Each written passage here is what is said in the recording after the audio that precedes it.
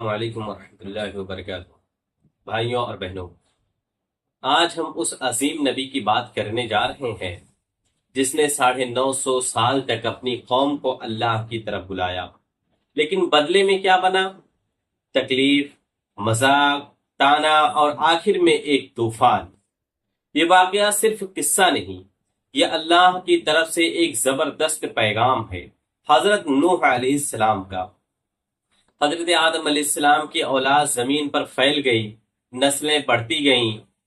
پہلے سب اللہ کو مانتے تھے، ایک رب، ایک خدا یعنی اللہ رب العالمین کی اطاعت کرتے تھے، لیکن شیطان وہ تو قسم کھا چکا تھا کہ انسان کو بہکائے گا۔ آہستہ آہستہ لوگ اللہ کو بھولنے لگے، پتھر کے بت بنانے لگے، آگ کو پوجا، سورج کو سجدہ کیا اور سب بھول گئے جس نے ان کو پیدا کیا تھا۔ اللہ دیکھ رہا تھا، اللہ برداشت کر رہا تھا۔ پھر اللہ کی رحمت نے فیصلہ کیا، میرے بندے بھٹک گئے ہیں، اب ان کو سیدھا راستہ دکھانا ہے۔ اللہ نے اپنے نبی کو چنا، حضرت نوح علیہ السلام کو، ایک نبی جو صرف انسانوں کی اصلاح کے لیے آیا۔ نوح علیہ السلام کی زبان پر صرف ایک بات، اے میری قوم، اللہ کی عبادت کرو، وہی تمہارا رب ہے، وہی پالنے والا ہے۔ کتنے سال؟ 1 سال، 2 سال، 10 سال، 100 سال نہیں، بلکہ 950 سال۔ سوچیں ذرا، کبھی کسی انسان نے 950 سال مسلسل ایک ہی بات کہی ہو کہ اللہ کو مانو، گناہوں سے توبہ کرو، وہ تمہیں بخش دے گا؟ لیکن قوم نے کیا کیا؟ کانوں میں انگلیاں ڈالی، چہروں پر کپڑے ڈالے، دلوں پر تالے، زبان پر تانے۔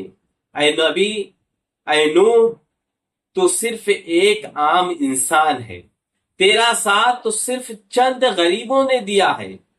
ہم اپنے باپ دادا کے بتوں کو نہیں چھوڑیں گے۔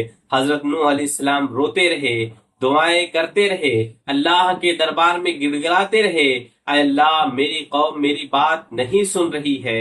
پھر ایک دن اللہ رب العالمین کی طرف سے حکم آیا، اے نوح، اب ان سے کوئی ایمان نہیں لانے والا ہے، تم ایک کشتی بناؤ اور ہمارے حکم کے مطابق عمل کرو۔ نوح علیہ السلام نے لکڑیاں جمع کی، کشتی بنانا شروع کیا۔ قوم کے سردار ہنستے رہے، دیکھو پاگل ہو گیا ہے، کشتی بنا رہا ہے، کشتی کہاں چلائے گا؟ نوح علیہ السلام نے کہا، آج تم سب ہنس لو، کل ہم تم پر ہنسیں گے جب تمہیں پانی بھی نہ پناہ دے سکے گی۔ پھر وہ لمحہ آیا، زمین پھٹ گئی، آسمان سے بارش برسنے لگی، پانی پانی، ہر طرف پانی ہو گیا۔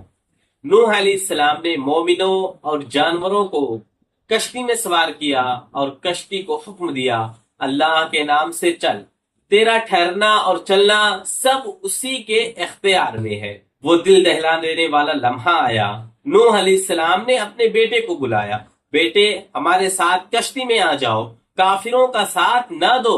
بیٹے نے جواب دیا، ابا میں پہاڑ پہ چڑھ جاؤں گا، وہ مجھے بچا لے گا۔ نوح علیہ السلام روتے ہوئے بولے، آج اللہ کے عذاب سے کوئی نہیں بچا سکتا۔ پھر ایک لہر آئی اور بیٹے کو اپنے ساتھ لے گئی۔ نوح علیہ السلام نے آسمان کی طرف دیکھا اور کہا، اے اللہ، میرا بیٹا تو میرے گھر والوں میں سے تھا۔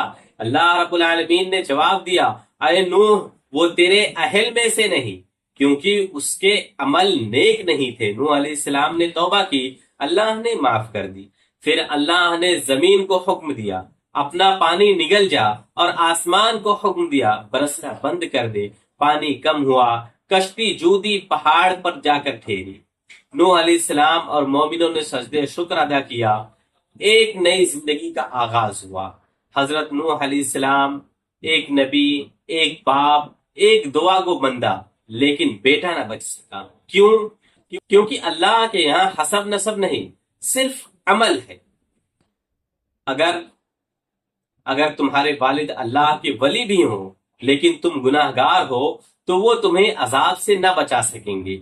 یہی قرآن کا پیغام ہے، جو ذرہ برابر نیکی کرے گا وہ دیکھے گا، اور جو ذرہ برابر گناہ کرے گا وہ بھی دیکھے گا۔ تو بھائیوں، کیا ہم اپنے عمل کو درست کریں گے؟ کیا ہم اللہ کی طرف پلٹیں گے؟